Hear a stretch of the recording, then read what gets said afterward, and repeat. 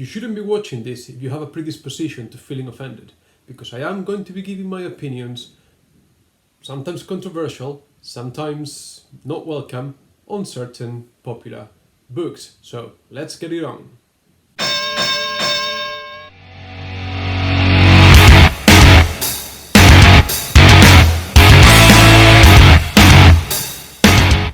Hello, good morning, good afternoon, good evening, wherever you are in the world.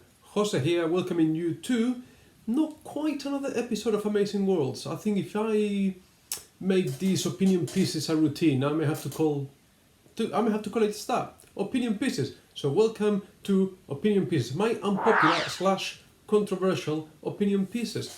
In the past, when I've shared this with people, whether it's online or in person, I've received backlash. It hasn't been greatly received. I'm making a mess. It hasn't been received very well. But here I go. But remember, whether you like or dislike, comment below. Don't take it personal. It's just an exchange of opinions. You're more than welcome to disagree with me. You're perfectly entitled to disagree with me, so long as we are respectful to each other, we can comment and perhaps engage in conversation. That's the spirit of this. So here I go. This is a big one. Here we go.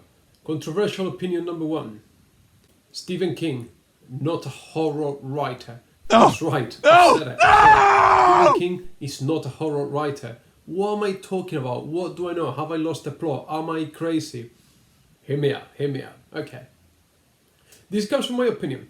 I think that horror stories, horror writing, to convey that feeling of horror, has to be done through the short story medium. I don't think you can sustain the tension and the suspense that horror requires over a 500-600 page book. And I haven't read all of Stephen King's books, but I've read a few. I've read Dolores Claiborne, I've read Cujo, I've read The Shining, Pet Sematary, Girl Who Loved Tom Gordon with the about, The Last Stand, probably a couple of Firestarter, Needful Things. It used to be my go-to books. Like when I used to be at university and I had to fly back from the UK to Spain, I had a long train ride to the airport, then the flight, then another coach ride home. It used to be like a whole day affair, so I used to pick him up at the airport or before leaving anyway. So I've read a few. They're not horror stories. Think about it. If you really think about it, they're more like a sort of like low fantasy type thing, like a paranormal type thing. They're not really horror. Now, I've got it somewhere there on the shelves. I just can't be bothered to bring them up. But Skeleton Crew, no, that's horror. Skeleton Crew is a collection of Stephen King's horror stories, like short stories. Truly horrific. Really enjoyed that. That ingratiated me back with Stephen King. Not that I dislike his novels, but I just don't think they are all the cracked up they are supposed to be. And to me, Stephen King's makes sense in the short story format, not in the long book format. Salem's Lot, American Friends, let me know the pronunciation. I've read it, again, not really a horror story. I've read it. No. Pet Sematary, yes, and by the way, great song by the Ramones, Pet Sematary, love the Ramones, because it's got that structure of the short horror story, really good. All of them terrible movie adaptations, every single one of them, but there you go. Controversial opinion number 1. Controversial opinion number 2. The last Harry Potter book, The Deathly Hallows, is truly terrible. Whoa! I can almost feel it. If I had subscribers, everyone would be, jumping down my throat. I shared this in the past, and I've read the Harry Potter series countless times, every single book except for the last one. My girlfriend at the time introduced me to the Harry Potter books when I was at my last year university, and I actually stopped revising for my finals because Harry Potter was getting in the way. I had to finish reading it before I could get back to revision because it was in my head. Actually, is that... Yeah, that's the last book, Deathly Hallows, but that's my wife's edition. Mine is probably at my parents' house.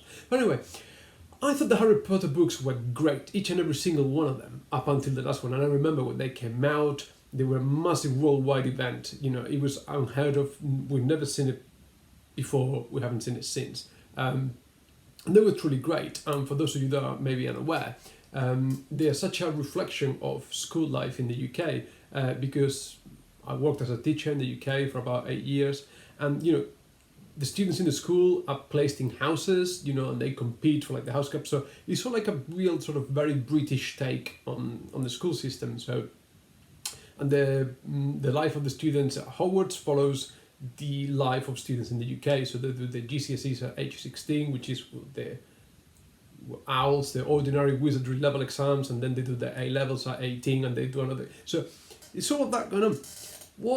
As soon as they got taken away from Hogwarts, the ending is a bit of a cop-out, really. The stakes aren't really high. Not that I want death for the sake of death, but it didn't feel like there was, big stakes that no one of relevance dies, and then everything is happy, and Draco Malfoy and Harry becomes best buds, and he's a f***ing sorry. So yeah. And also, where did the creativity go? Like all the names of all the people and the places in the Harry Potter series are like, there's a cleverness there. Nocturne Alley, like nocturne, like it's nighttime, but nocturne, I don't know. Diagon Alley, like diagonally, like, there's a certain cleverness to it. And then we get to the last book, and we get the Wand of Death. What the f***? The Wand of Death, the Death Stick. It's actually called the Death. What the fuck about? What creative juice is clearly run dry, in my opinion. I think Rowling pressured to finish in the series. It's difficult to finish a series, isn't it? We've seen it a number of times. So what the actual... Anyway, unpopular opinion number 3. Brandon Sanderson is the be-all and end-all of modern fantasy. If you check my review of the Mistborn series, I don't think so. Really fed up with the whole hard magic system thing. I think it feels a bit gimmicky at times. Authors rushing to come up with the most creative, funky, hard rules magic system thing that really is not part of the plot, it's not part of the story. Like, you can appreciate it for what it is, but it doesn't make a book series. That's it. And then you've got Brent Weeks, who's like a Brandon Sanderson wannabe, like, what the fuck is all this cosmere thing? Like, every single novel, every single world is connected in some sort of cosmic thing. What? No, we saw that already. That's just like, who did that? The guy from Elric of Melniboné and the Corum series. I forgot the name of the author now. Shame on me. I'll probably put a caption. But like, we've seen all of that before, and then Brent Weeks is doing the same at the end of Lightbringer. We get some sort of spirit coming out. There's a girl in another world that needs me. He's just like a wannabe. And Sanderson did the whole metals magic thing, and then Brent Weeks came out with his colors light splitting thing, and it's just sort of copying him. My opinion, of course, I could be totally wrong. Feel free to disagree. I'm not being derogatory to these guys. It's just an opinion, and I'm just being slightly controversial here. Not for the sake of it. I actually think that. But not in a malicious way. Just think that, and then, Mistborn, overrated, overhyped. Let's be honest here. Think about it carefully. I don't know about the new Stormlight Archive series, like a 10-book series. That he wants to be Robert Jordan with the Wheel of Time. Like a massive sprawling saga. He wants to be the fantasy guy. He wants to be, doesn't it? He may get that. I don't know. I felt disappointed with Mistborn. I may give one of his standalone books a chance. Probably, I think it's Oathbreaker, whatever it's called, Oathbreaker. But later down the line, not now. Sanderson, I need some time away from him. Controversial opinion number 4. I actually got embroiled with someone at Twitter about this, Dragonlance. You can check my video there. I don't think Dragonlance is the father of modern fantasy, like this guy thought, and the videos there if you want to watch it. That's fine. But the last one, okay, audiobooks, cop out. Audiobooks, no. Well, at least for me, they don't work. It doesn't work. I've tried.